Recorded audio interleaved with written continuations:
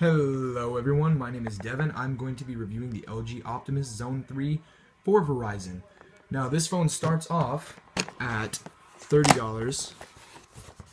You can get it at Walmart like I did. Just a little bit of the information for the phone here. Now on the back we have the little tab. Pull on this, get it open. Now just a couple specs about the phone. The phone has a Snapdragon 210, 1.5 gigs of RAM, 5 megapixel rear facing camera, 2 in the front.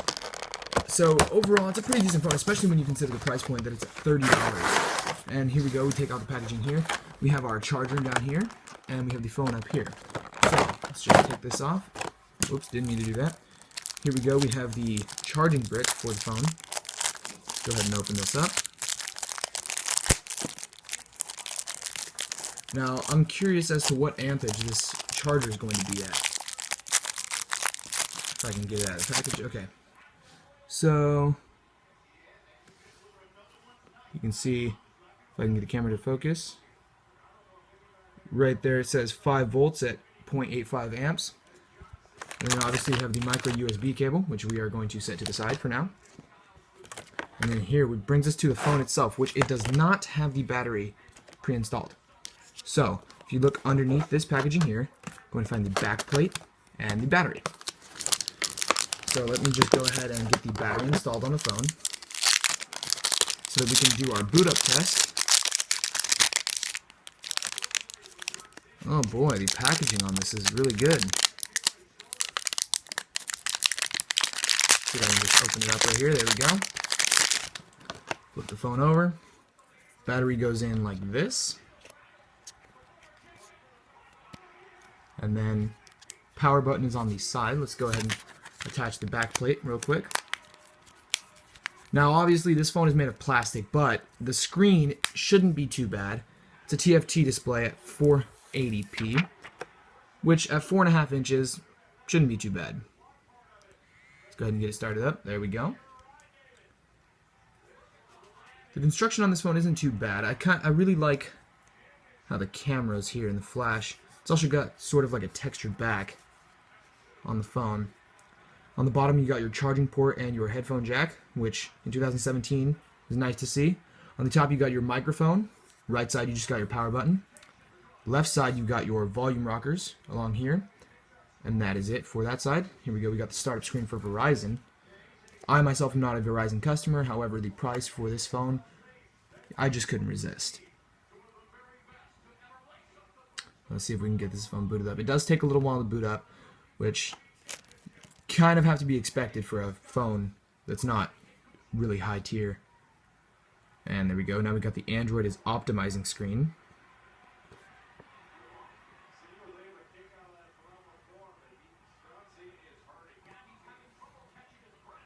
There you go. It's already on app number 3, which is obviously very good.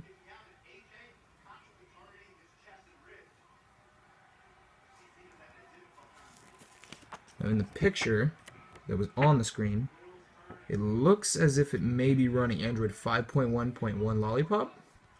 I'll have to go into the phone to confirm. Let me just move this out of the way. A couple more specs for the phone. The battery is a 1940 milliamp hour battery. It's obviously removable. I really like the screen size for this phone because it's 4.5 inches. It's not something that's going to be, too crazy. Because a lot of big phones nowadays, they're really hard to handle or they're slippery, but it's also not too small for media consumption. And then here we go, we have the activation and service guide, which none of us are ever going to read, right? Let's take a look again at this charger. Camera won't focus. However, it says 5 volts, 0.85 amps. Nice little charger. I like how it kind of matches the phone. Sadly, there's nothing else in the packaging. I was hoping maybe for a case, but let's go ahead and open this up while it's waiting. I'm sure all of you are familiar with a micro USB cable. Sorry about that. Did not mean for that to happen.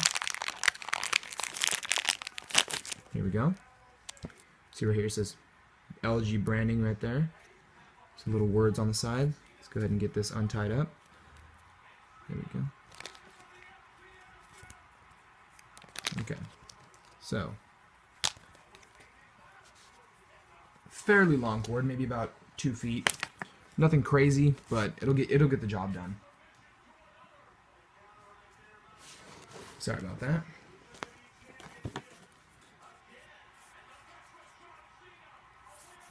You can see that textured back right there. You can get a really good look at that.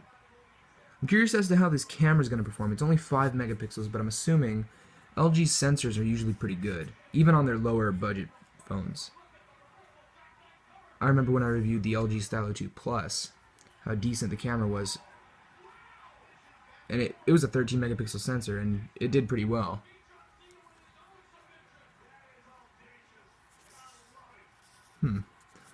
Well, let's see if we can get this phone set up. So it's at 9 right now, so almost there. Bear with me, guys.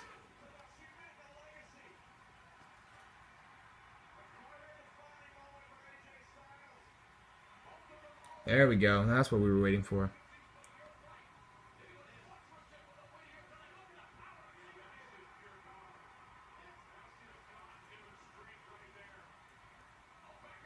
Ooh. So it does have 50% battery. I'll be posting a battery review later on. So it does have a 4G LTE SIM pre-installed, which is okay. I do not want to activate on Verizon's network. Exit activation. I'll just set this up as my own. Keyboard doesn't look too bad. Pretty snappy here, if I do say so myself. I just am not very good at typing with one hand. Okay. We'll skip the screen lock, skip anyway. I will be setting up my Google account later on for a review. Let's just get into the home screen. There we go, we are in. Okay. Doesn't look too bad. Wow. Okay, so they do have folders pre-installed on LG's UI, which, depending on if you like that, I don't know. I personally don't, but okay. So just going through the user interface, it doesn't seem too bad. It seems like it's running fairly good. Let's put this as alphabetical. Am I allowed to remove these folders? Or no? Interesting. Okay, so let's just go into the settings here so I can confirm that it is running Android 5.1.1.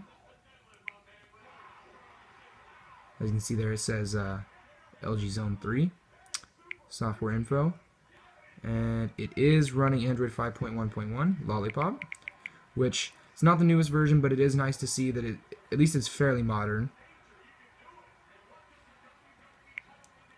And again, look, it's running fairly smooth. Now let's take a look at this camera quality.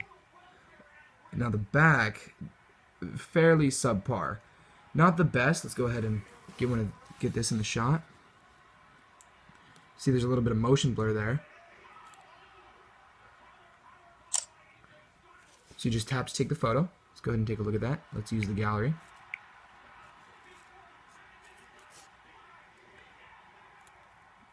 A lot of noise in the shot. A little disappointed from that camera, but I mean, $30, can't expect too much. Let's go to the front-facing camera.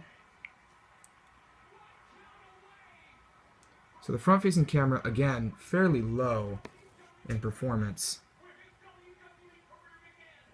Interesting.